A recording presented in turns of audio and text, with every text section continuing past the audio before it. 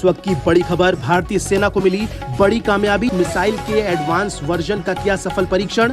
DRDO ने किया है ये सफल परीक्षण। भारत ने ऐसी मिसाइल बनाई है जो चाइना में 10 मिनट में पहुंच सकती है बीजिंग तक। और ये मिसाइल वो है जिसका खुद का अपना दिमाग है, यानी कि वो अपना जो कोर्स ऑफ डायरेक्शन है वो खुद निकालता है। ये जो इंडिया ने जो जिसे कहते हैं ना जो टेस्ट किए हैं, इंडिया ऑब्वियसली याद रखें कि ये 5000 किलोमीटर तक जा सकता है और इसकी हाई डिग्री ऑफ एक्यूरेसी है।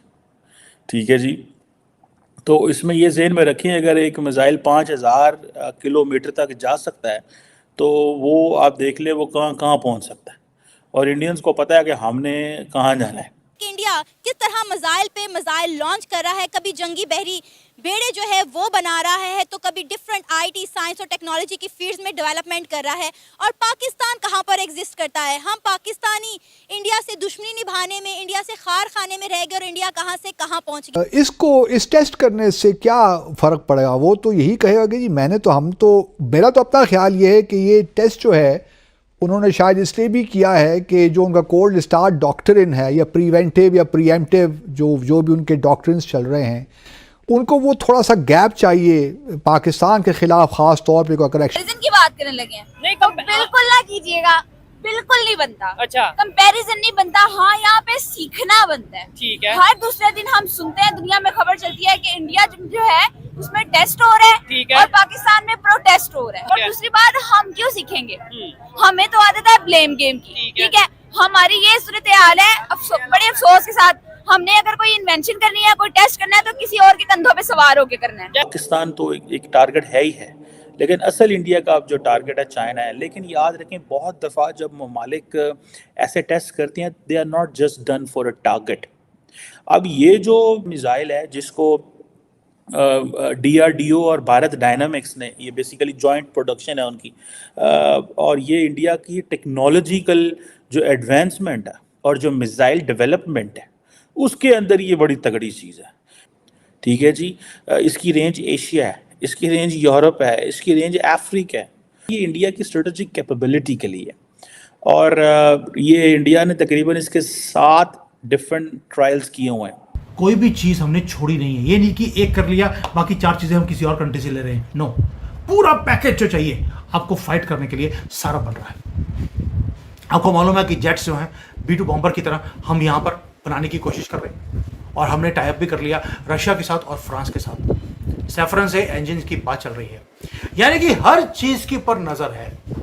और कई लोगों ने बोला कि सर स्टेल्थ तो मर गया, स्टेल्थ तो हमने F-35 को पकड़ लिया, मिसाइल्स भी ख़त्म हो गए, अब तो ड्रोन का ज़माना है। बिल्कुल भी नहीं। फाइटर जेट्स अपनी जगह पे काम करेंगे, मिसाइल्स अपनी जगह पे काम करेंगी, बैलिस्टिक मिसाइल्स अपनी जगह पे काम करेंगी, और ड्रोन्स अपनी जगह पे काम करेंगे। हमने दुनिया को दिखाया है इस ऑपरेशन सिंदूर में कि चाइना हो, चाहे तुर्की हो, अमेरिका हो, कुछ भी हो, कोई भी कैपेबिलिटी उनकी, हम उन्हें ध्वस्त भी कर सकते हैं और उन्हें ट्रैक भी कर सकते हैं। तो F-35 को ट्रैक किया हमने और उन्हें एक को भागने पे मजबूर कर दिया, दूसरे को नीचे लैंड करवाने पे मजबूर किया है।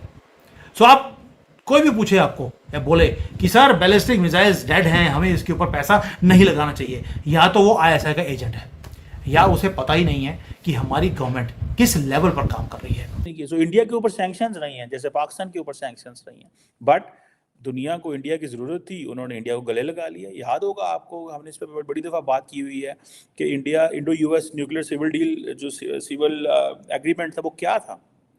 वो यही था बस। ठीक है, we are good with this, हमें इंडिया से दोस्ती करनी है। पाकिस्तान कहता था आप क्या कर रहे हैं, ये कर रहे हैं, वो करते हैं, वो सुनते ही नहीं थे।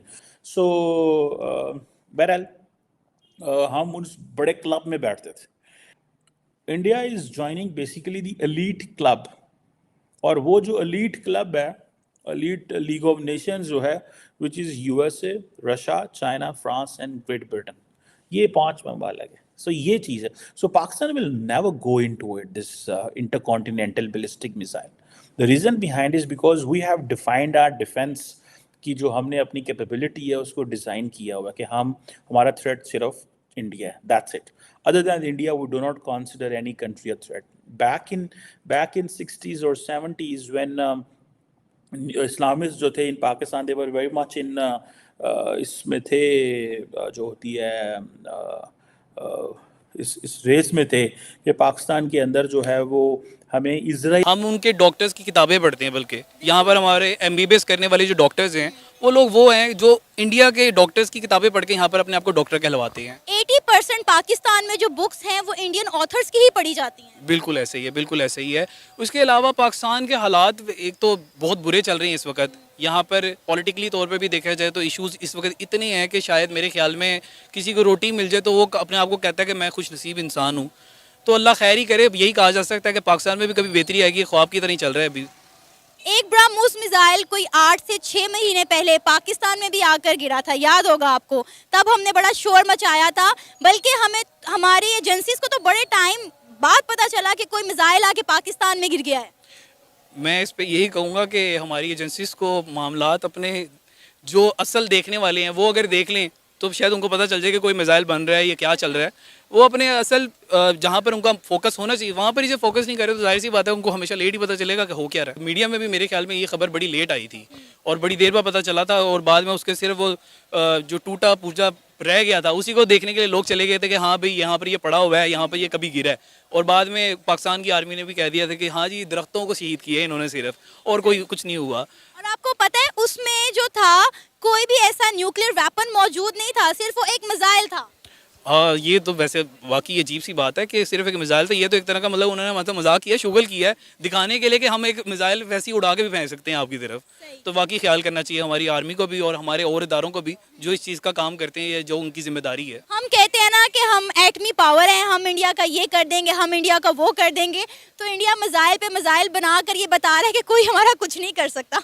ऐसे ही है, ऐसे ही है, क्योंकि इंडिया अगर हमारा दुश्मन मान भी लिया जाए कि हमारा वो दुश्मन है, हमारा अगर वो दुश्मन है तो वो हम देखें, उससे सीखें, कुछ समझें कि इंडिया अगर हमारा दुश्मन है तो हम उसके मुकाबले में क्या हैं या उसके मुकाबले में कर क्या रहे हैं। तो मेरे ख्याल में तो बहुत ज़्यादा ज़रूरत है पाकिस्तान को अभी मज़ीद डेवलप होने की और अपने आप को बेहतर करने की। मुस्तफ़ा, इंडिया ने एक ब्रह्मोस मिसाइल लॉन्च किया है जिसकी रेंज है 400 किलोमीटर। क्या कहेंगे, इंडिया आए दिन कोई ना कोई चीज़ इस तरह की लॉन्च करता रहता है, क्या पर्पस है, वो ऐसी चीज़ें क्यों बना रहे हैं, क्यों लॉन्च कर रहे हैं? क्या वो अपनी टेक्नोलॉजी को अपग्रेड कर रहे हैं या इसके पीछे कोई ख़ास मकसद है?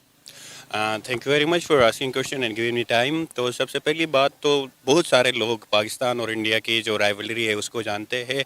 तो मैं against of the traditional views ये कहना चाहूँगा कि ये एक अप्रिशिएबल चीज़ है जो कि इंडिया अपनी टेक्नोलॉजी को जो है बूस्ट अप कर रही है। हमें उनसे कुछ सीखने की ज़रूरत है। हम हमेशा ये रट लगाए बैठे हुए होते हैं कि इंडिया जो है वो हमें हमारे साथ लड़ने के लिए, पाकिस्तान की तबाही के लिए ये सारी चीज़ें बना रही है। तो ऐसी कोई बात नहीं है। ये मॉडर्न एरा है, 21st सेंचुरी है, साइंस एंड टेक्नोलॉजी है, तो वो डेवलप कर मुझे लगता है कि आने वाले समय में इंडिया की पोजीशन और भी मजबूत होगी। आपकी राय में इंडिया अब सच में ग्लोबल लीडर बन चुका है, हाँ या ना? कमेंट करके बताइए। उम्मीद है दोस्तों आपको आज का ये वीडियो पसंद आया होगा, और हाँ, अगर आया है तो वीडियो को लाइक ज़रूर कीजिए, अपने दोस्तों के साथ शेयर कीजिए, और अगर अभी तक चैनल सब्सक्राइब नहीं किया है तो कर लीजिए, क्योंकि यहाँ आपको मिलेंगी ऐसे ही इंफॉर्मेटिव न्यूज़ अपडेट्स। तो मिलते हैं अगले वीडियो में, तब तक के लिए नमस्कार, जय हिंद।